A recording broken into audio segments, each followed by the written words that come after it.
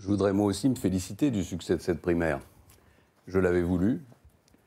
Je pensais en effet qu'il ne fallait pas que le futur candidat de la droite et du centre soit choisi d'une manière verrouillée dans un parti politique. Il fallait que les Français soient largement associés. Le succès a été au-delà de mes espérances, avec plus de 4 millions de Français qui se sont déplacés. Et je voudrais remercier en particulier ceux qui m'ont placé en tête de ce premier tour. Ce deuxième tour, ce n'est pas un combat. C'est la présentation des projets de deux hommes qui appartiennent à la même famille politique et qui, je le pense, ont la même éthique de l'action publique.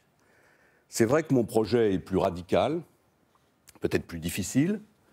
C'est le projet que j'ai bâti avec les Français, en parlant avec eux et en comprenant leur colère, leur exaspération.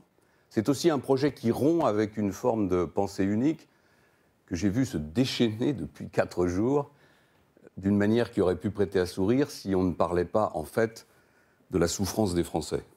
La vérité, c'est que les Français sont condamnés à une triple peine, des impôts toujours plus élevés qui grèvent leur pouvoir d'achat, une dette abyssale qui hypothèque l'avenir de leurs enfants, et un chômage qui provoque le déclassement d'un plus grand nombre, chaque année, de nos concitoyens.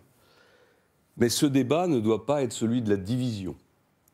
Parce que, quel que soit le choix de dimanche, c'est ensemble que nous allons mettre en œuvre le projet que les Français vont choisir.